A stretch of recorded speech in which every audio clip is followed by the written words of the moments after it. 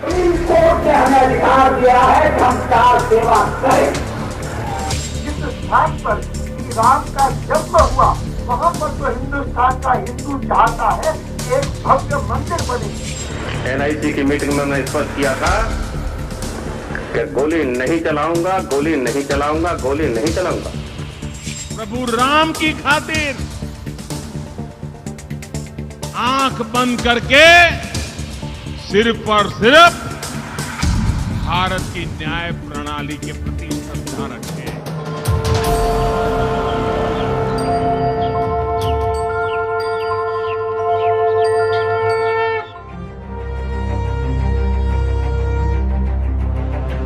ये दृश्य स्वतंत्र भारत के सबसे बड़े जन आंदोलन के थे, जिसकी नींव में हमारी राष्ट्रीय पहचान एवं सामाजिक समरसता निहित है।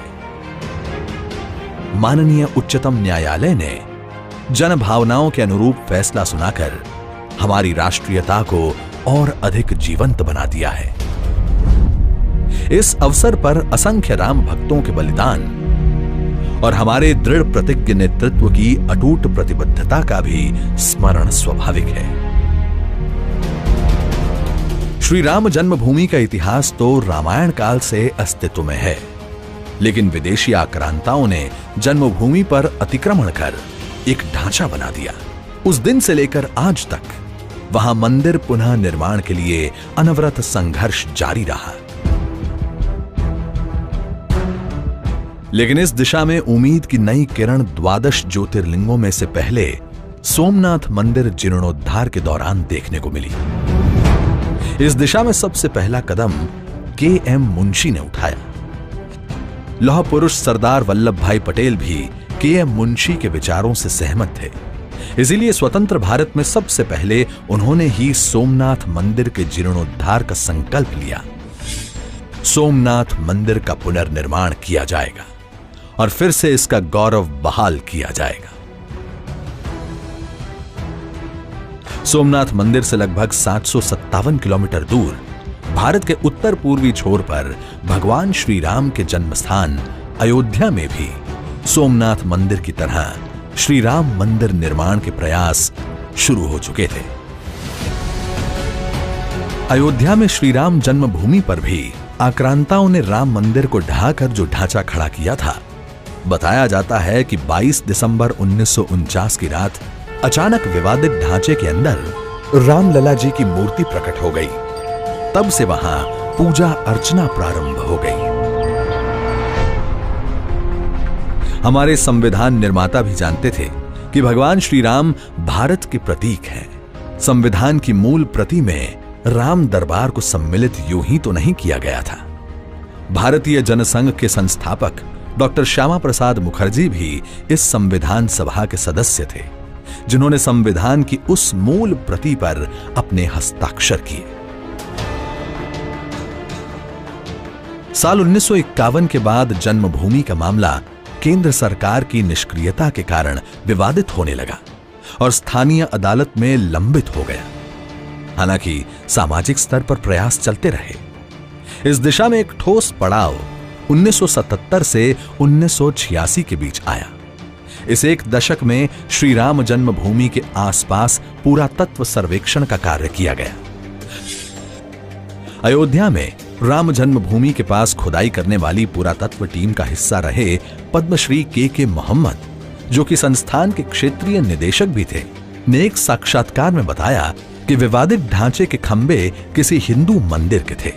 उनके अनुसार पुरातत्व टीम ने पाया था कि ढांचे के खंभों में पूर्ण कलश उकेरे गए थे, जो हिंदू संस्कृति के पुख्ता साक्ष्य थे। हमने पहले जाके देखा तो वो मस्जिद का जो भी है तो उसमें पिलर्स में 12 पिलर्स जितने भी थे वो सब जो ना हिंदू मंदिर का था।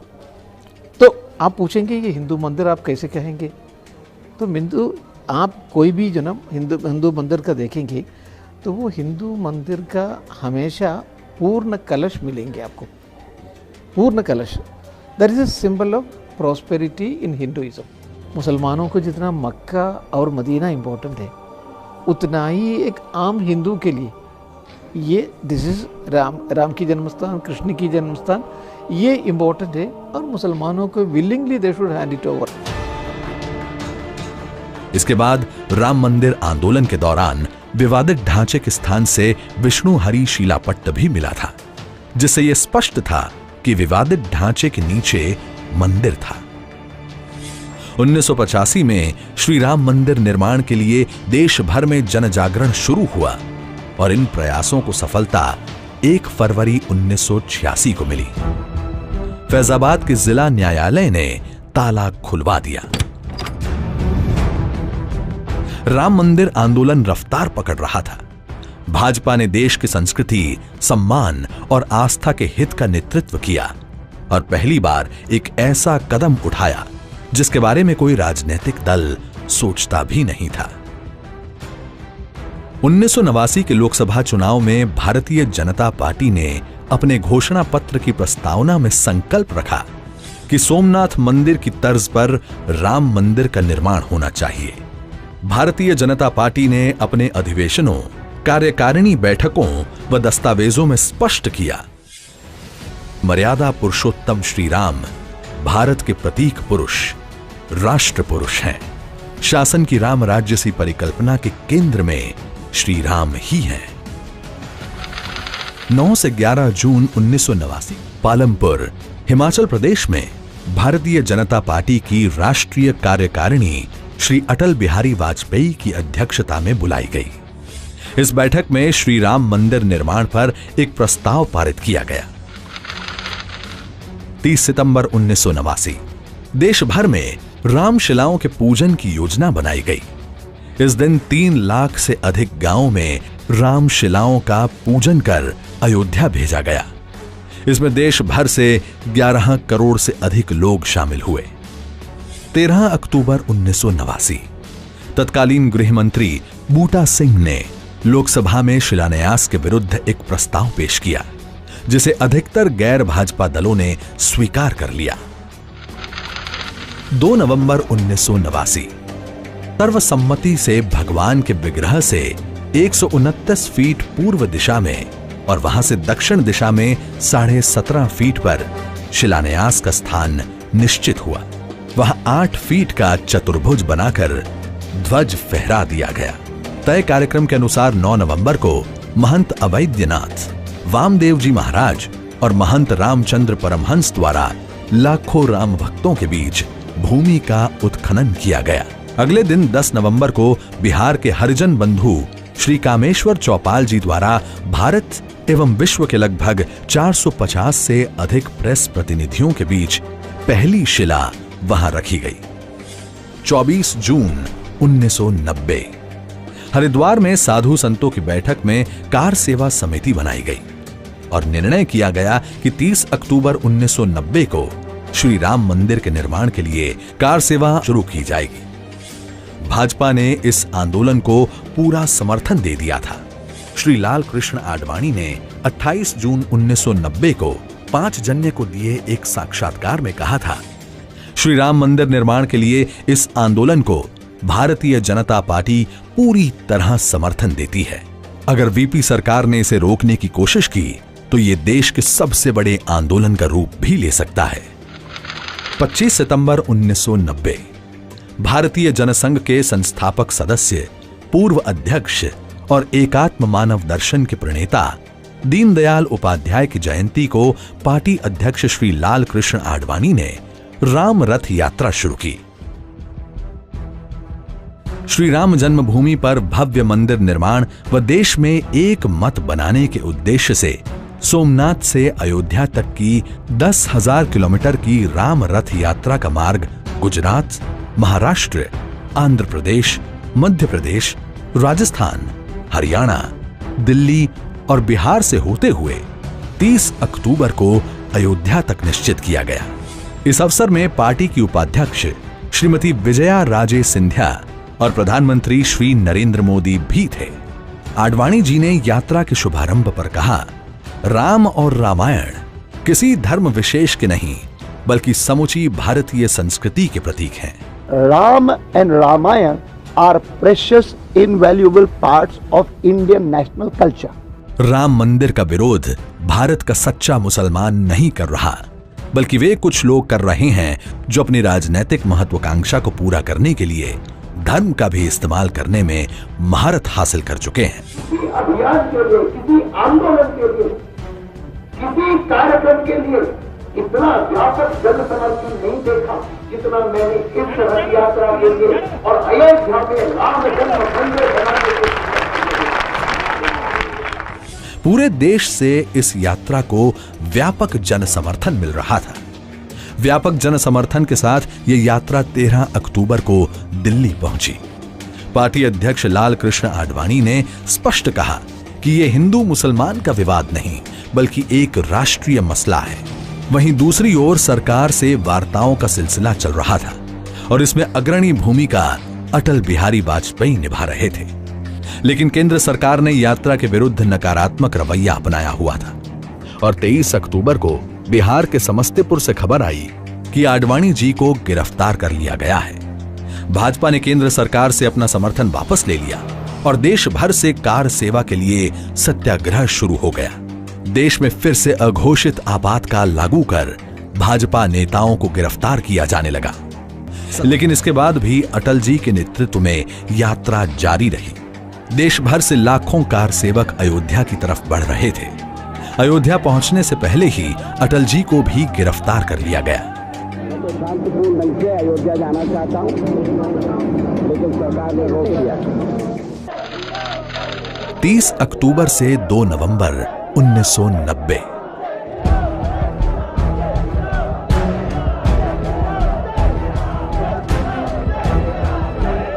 कार सेवा अयोध्या पहुंची तो मुलायम सिंह यादव की सपा सरकार ने दमन शुरू कर दिया। देश भर से 8 लाख से अधिक कार सेवक निकले थे, जिनमें से 3,30,000 कार सेवकों को गिरफ्तार किया गया। जलियांवाला बाग कांड की तर्ज पर हजारों निहत्थे कार सेवकों पर आंसू गैस छोड़ी गई। दौड़ा दौड़ा कर लाठी चार्ज किया गया। यहां तक कि 72 घंटे के भीतर 2 बार गोलियां चलाकर करीब 50 कार सेवकों को मौत के घाट उतार दिया गया। हजारों कार सेवक बुरी तरह घायल हो गए। 4 अप्रैल 1991 दिल्ली स्थित बोट क्लब में विशाल संकल्प सभा का आयोजन किया गया। इसमें देश भर से 25 लाख से अधिक राम भक्त शामिल हुए। भाजपा की ओर से लाल कृष्ण आडवाणी, अटल बिहारी वाजपेयी, मुरली मनोहर जोशी और राजमाता विजया राजे सिंधिया मंच पर मौजूद थी। सभा खत्म होते होते मुलायम सिंह यादव ने उत्तर प्रदेश के मुख्यमंत्री पद से इस्तीफा दे दिया। उत्तर प्रदेश में दोबारा चुनाव हुए और भाजपा नेता कल्याण सिंह के नेतृत्व वाली सरकार ने पदभार संभाला। 7 से 10 अक्टूबर 1991 कल्याण सिंह सरकार ने राम मंदिर निर्माण के लिए विवादित ढांचे को छोड़कर आसपास की 2.77 एकड़ भूमि का अधिग्रहण किया। अब देश भर में श्री राम मंदिर की मांग जन आंदोलन का रूप ले चुकी थी। 29 नवंबर 1992 आडवाणी जी समेत प्रमुख भाजपा नेताओं ने कार सेवा का आह्वान किया और 25,000 सशस्त्र पुलिस बलों की तैनाती के बावजूद 3 दिसंबर 1992 को अयोध्या में 3 लाख से अधिक कार सेवक एकत्र हो चुके थे। 5 दिसंबर 1992 अटल जी ने लखनऊ में ऐतिहासिक जनसभा को संबोधित किया। सचमुच में सुप्रीम कोर्ट ने हमें अधिकार दिया है कि हम कार सेवा करें।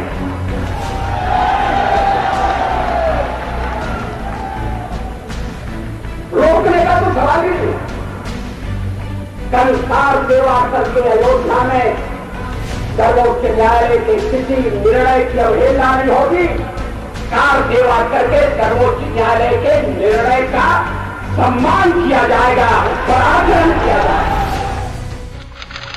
6 दिसंबर 1992 विवादित ढांचे को न्यायालय व राजनीतिक नेताओं से क्षुब्ध कार सेवकों द्वारा ढा दिया गया।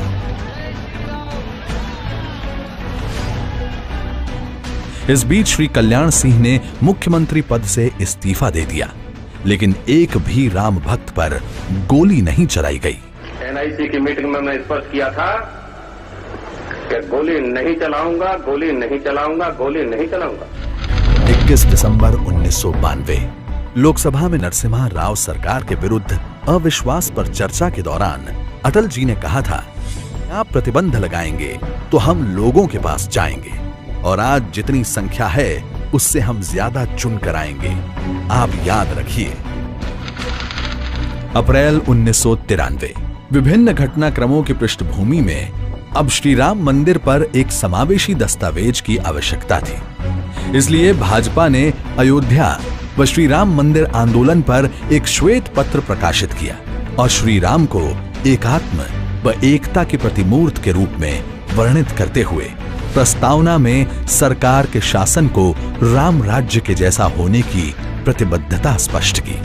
1996 में हुए लोकसभा चुनाव में भाजपा ने अपने घोषणा पत्र में फिर से श्री राम जन्मभूमि पर मंदिर निर्माण की अपनी प्रतिबद्धता को दोहराया। 1998 में हुए चुनावों में भाजपा सबसे बड़ी पार्टी के रूप में उभरी। इस दौरान इलाहाबाद उच्च न्यायालय में राम मंदिर का मामला चल रहा था। 11 मार्च 2002 में अटल जी ने संसद में श्री राम जन्मभूमि पर बोलते हुए कहा, यहाँ के विवाद को हल करने के 2 तरीके हैं। एक, आपस की बातचीत से विवाद हल किया जाए, कोई रास्ता निकाला जाए, और अगर इसमें सफलता नहीं मिलती तो फिर अदालत से कहा जाए कि वो इसमें जल्दी सुनवाई करें। इलाहाबाद उच्च न्यायालय की लखनऊ बेंच में इस मामले की सुनवाई शुरू हुई और सभी पक्षों को सुना गया। न्यायालय के आदेश पर 2003 में विवादित ढांचे के पास दोबारा पुरातत्व जांच हुई। इसमें मिले अवशेषों से यह स्पष्ट हुआ कि विवादित ढांचे के निर्माण से बहुत पहले वहां हिंदू संस्कृति का मंदिर मौजूद था। मंदिर होने के वहां एक नहीं 3 स्तर पर 3 मंदिर होने के स्पष्ट प्रमाण मिले। ये पूरा स्थल धार्मिक ही स्थल था शुरू से लेकर आखिरी तक, इसके स्पष्ट प्रमाण हैं। करीब 7 साल बाद सितंबर 2010 में इलाहाबाद उच्च न्यायालय की लखनऊ बेंच ने राम जन्मभूमि पर फैसला तो दिया, लेकिन ये जन आकांक्षा के अनुकूल नहीं था। विवादित स्थल के 3 हिस्से तीनों पक्षकारों को दे दिए। एक हिस्सा श्री राम जन्मभूमि न्यास को, एक हिस्सा निर्मोही अखाड़े को और एक हिस्सा मुस्लिम पक्षों को देने का फैसला सुनाया था। निर्णय से असंतुष्ट सभी पक्ष उच्चतम न्यायालय चले गए, जहां 9 मई 2011 को उच्चतम न्यायालय ने सुनवाई के बाद इलाहाबाद उच्च न्यायालय के भूमि को 3 हिस्सों में बांटने के निर्णय पर रोक लगाते हुए यथापूर्व स्थिति की व्यवस्था दे दी। भारतीय जनता पार्टी ने न्यायालय के माध्यम से न्याय प्राप्त करने का समर्थन किया। आपसी बातचीत और सुलह के माध्यम से भी श्री राम जन्मभूमि पर भव्य मंदिर का निर्माण हो सके, इसके प्रयास किए जाते रहे। 2004 और 2009 के दृष्टि पत्र के बाद 2014 के चुनावी घोषणा पत्र में भी भाजपा ने श्री राम मंदिर निर्माण की प्रतिबद्धता दोहराई। साल 2014 भारतीय राजनीति का एक महत्वपूर्ण कालखंड शुरू हुआ। पूर्ण बहुमत के साथ भाजपा सत्ता में आई और श्री नरेंद्र मोदी प्रधानमंत्री बने।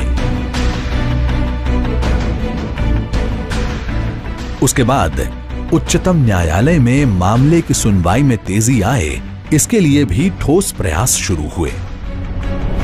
15 साल बाद उत्तर प्रदेश में भाजपा सरकार बनने के बाद अगस्त 2017 में सरकार के आग्रह पर उच्चतम न्यायालय ने मामले पर ध्यान देना शुरू किया। न्यायालय ने कहा कि मामले से संबंधित हिंदी, संस्कृत, फारसी, उर्दू व फ्रेंच भाषाओं के दस्तावेजों का अंग्रेजी में अनुवाद होना आवश्यक है। उत्तर प्रदेश सरकार ने मात्र 4 महीने में लगभग 14,000 पृष्ठों का अंग्रेजी में अनुवाद करके दे दिया। इसके बाद उच्चतम न्यायालय ने फैसला किया कि 3 न्यायाधीशों की पीठ 29 अक्टूबर 2018 से अयोध्या मामले में दैनिक आधार पर सुनवाई शुरू करेगी। न्यायालय ने यह भी कहा कि मस्जिद इस्लाम का अभिन्न हिस्सा नहीं है। इस बीच भाजपा श्री राम जन्मभूमि विवाद के जल्द समाधान की अपनी प्रतिबद्धता जाहिर करती रही।